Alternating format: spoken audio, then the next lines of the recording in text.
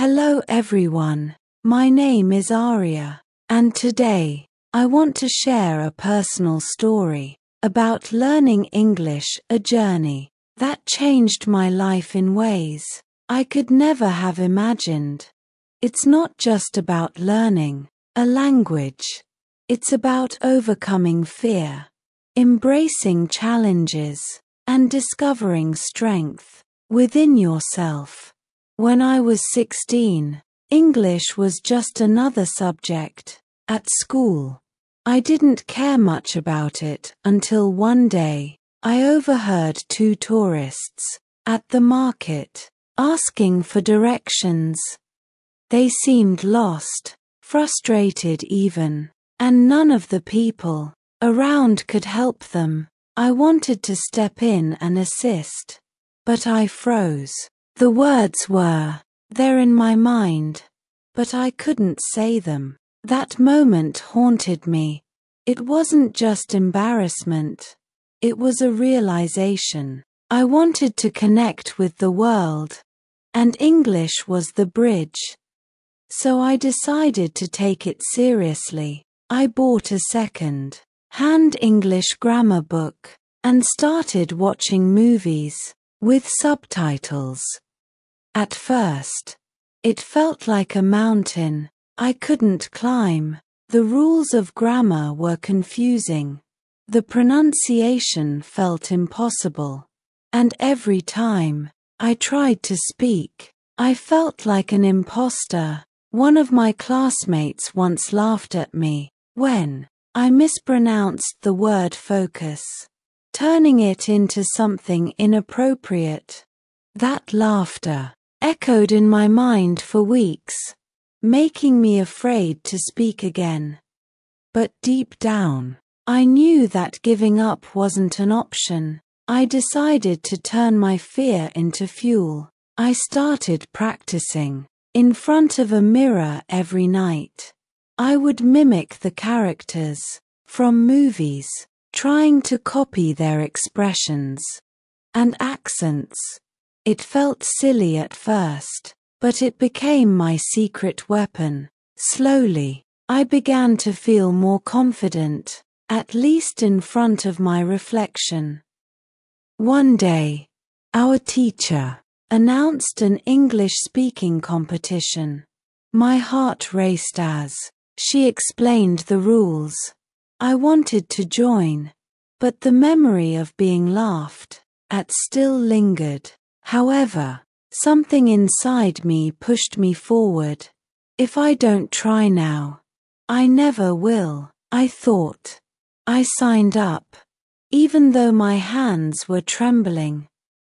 Preparing for the competition was like entering a battlefield. My family didn't understand why I was spending so much time on something they thought was unnecessary. Why do you need English? We speak our language here, my mother said. My little brother would tease me, mimicking my broken English with exaggerated gestures. It hurt, but I kept going. I practiced late into the night, recording my voice and listening to it over and over, cringing at every mistake, but determined to improve. The day of the competition arrived. Standing on stage, I could feel my knees shaking. As I began to speak, I stumbled over the first sentence. A few people in the audience whispered, and my cheeks burned with embarrassment. But then, I looked at one of the judges.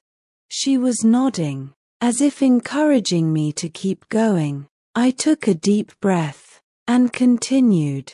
By the end of my speech, the whispers had turned into applause. I didn't win, but I walked off that stage feeling like a victor. From that day, my journey took a new turn. I started speaking English whenever I could. I'd strike up conversations with tourists, even if it was just to ask where they were from. Some of them were patient and kind, but others seemed annoyed by my mistakes. There was one man who corrected me harshly, saying, "Your grammar is terrible. Why even bother?" His words stung, but they also fueled my determination.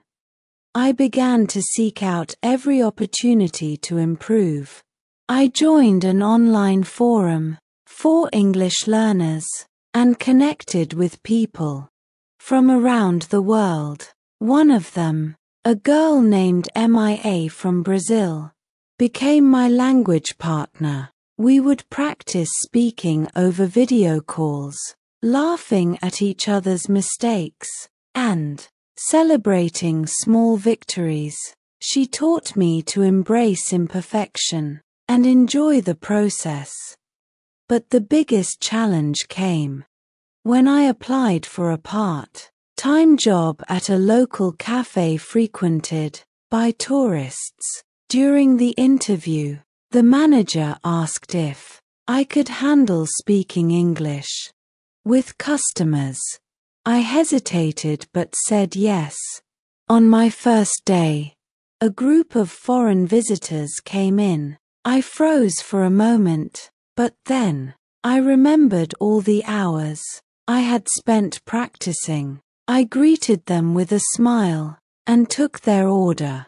It wasn't perfect, but they understood me, and that was enough.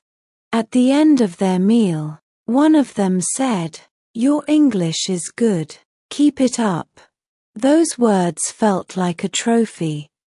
Over time, I started to notice real progress. I could watch movies without subtitles and understand most of the dialogue. I could read books in English and even write short stories.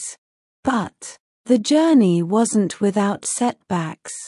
There were days when I felt stuck, like I wasn't improving at all. I'd get frustrated and think about giving up. But every time I felt that way, I'd remember why. I started to connect, to communicate, to grow.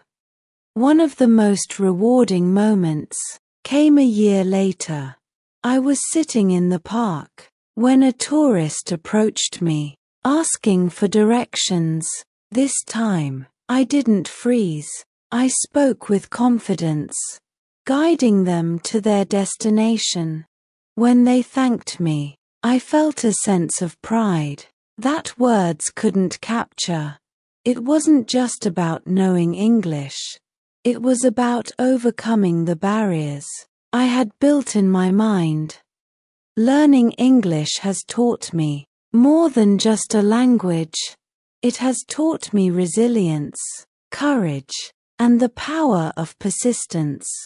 It has shown me that every mistake is a step forward, every challenge is an opportunity, and every small victory is worth celebrating.